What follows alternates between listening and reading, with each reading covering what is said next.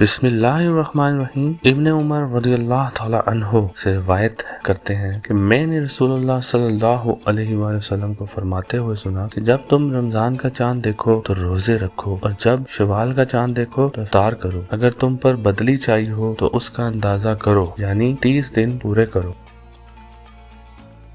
حضرت ابو ہریرہ رضی اللہ تعالی عنہ سے روایت ہے کہ نبی کریم صلی اللہ علیہ وسلم نے فرمایا کہ جو شخص شب قدر میں ایمان کے ساتھ اور ثواب کی نیت سے کھڑا ہو اس کے پچھلے گناہ بخش دیے جاتے ہیں، اور جس نے ایمان کے ساتھ اور ثواب کی نیت سے رمضان کے روزے رکھے اس کے پچھلے گناہ بخش دیے جاتے ہیں۔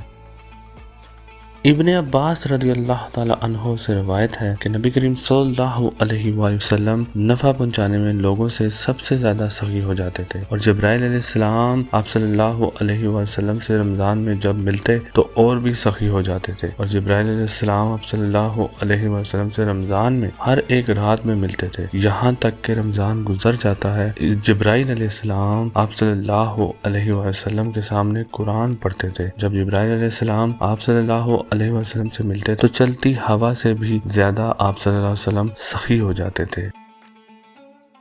حضرت ابو ہریرہ رضی اللہ تعالی عنہ سے روایت کیا ہے کہ رسول اللہ صلی اللہ علیہ وسلم نے فرمایا، جس نے جھوٹ بولنا اور اس پر عمل کرنا ترک نہ کیا تو اللہ تعالی اس کے کھانا پینا چھوڑ دینے کی کوئی ضرورت نہیں۔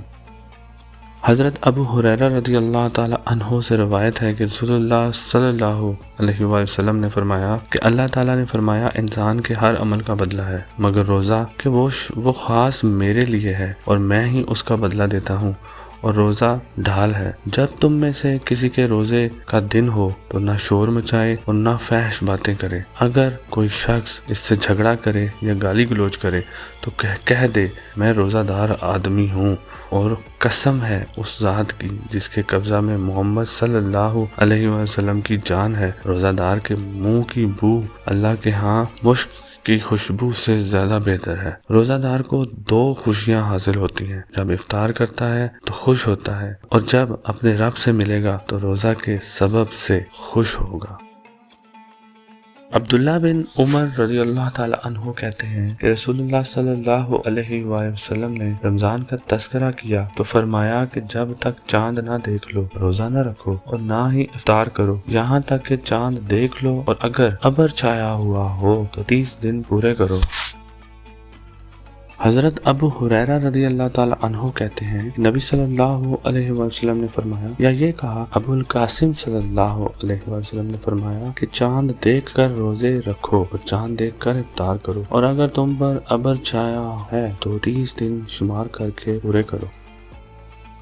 ام سلمہ رضی اللہ تعالی عنہ کہتی ہیں کہ نبی کریم صلی اللہ علیہ وسلم نے اپنی بیویوں سے 1 مہینہ تک صحبت نہ کرنے کی قسم کھائی تھی۔ جب 29 دن گزر گئے تو صبح یا شام کے وقت آپ صلی اللہ علیہ وسلم ان کے پاس تشریف لے گئے۔ آپ صلی اللہ علیہ وسلم سے عرض کیا گیا کہ آپ نے 1 مہینہ تک داخل نہ ہونے کی قسم کھائی تھی، تو آپ صلی اللہ علیہ وسلم نے فرمایا، مہینہ 29 دن کا بھی ہوتا ہے۔